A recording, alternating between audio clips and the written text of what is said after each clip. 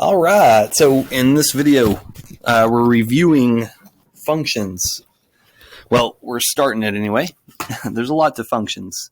All right, a function is something that it'll take an input. All right, so it's going to take whatever you give it or whatever is allowed, allowed into the function, and it's going to map it or it's going to send it to some output.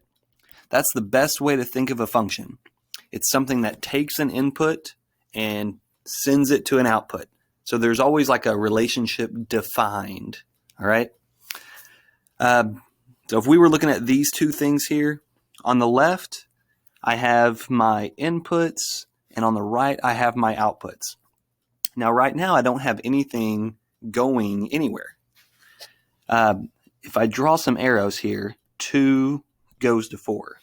All right, that's like saying f of 2, where f is my function and 2 is my input, f of 2 would equal 4.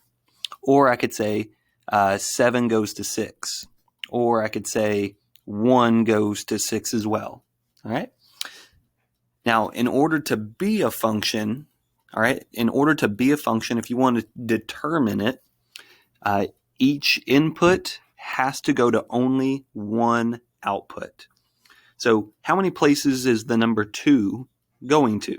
Well, 2 is only going to 4. So that's good. 7 is only going to 6. That's good. 1 is only going to 6. This does represent a function. All right.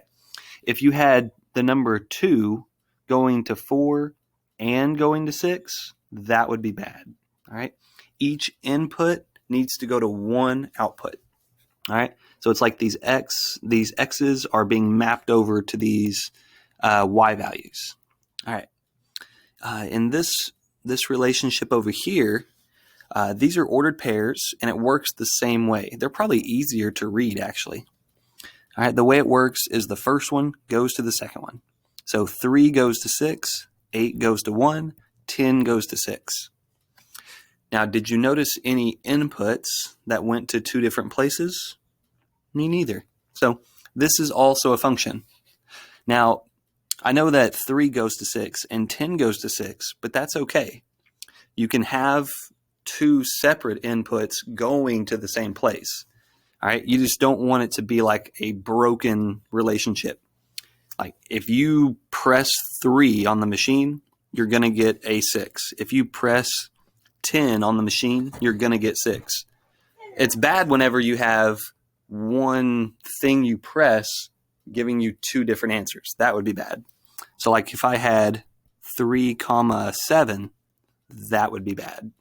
All right. Hopefully you kind of see what I'm saying there.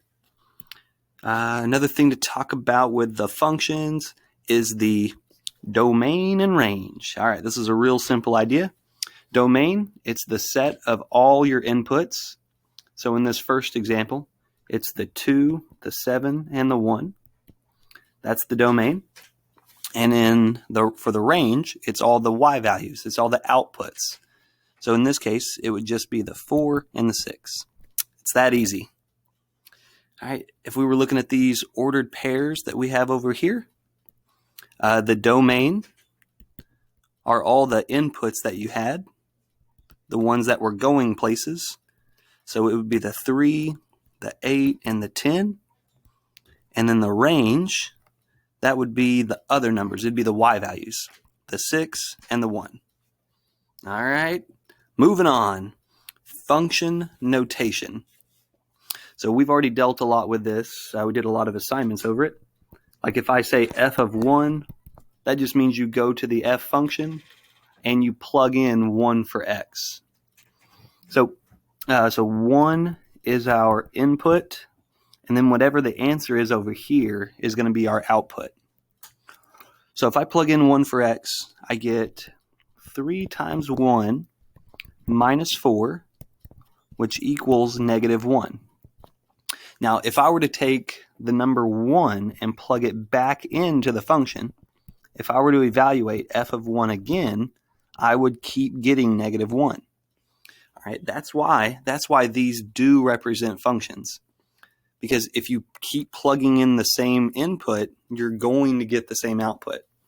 Like if we were to plug in 1 and we get 2 different answers, that would be the bad thing. All right, so these do represent functions. Purple over here.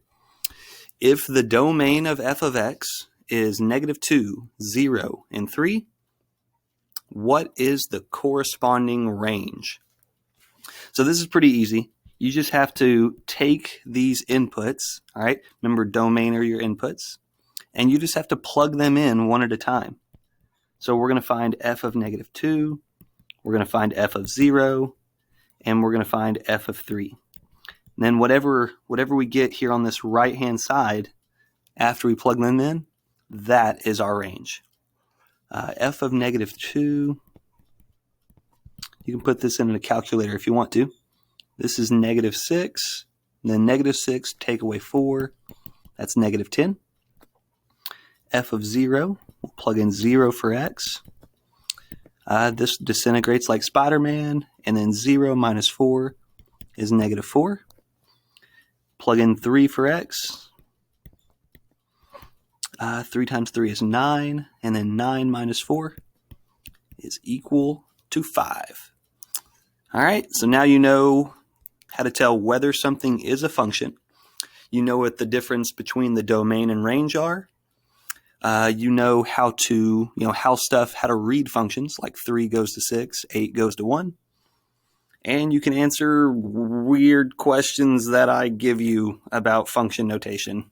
So that's it for this one.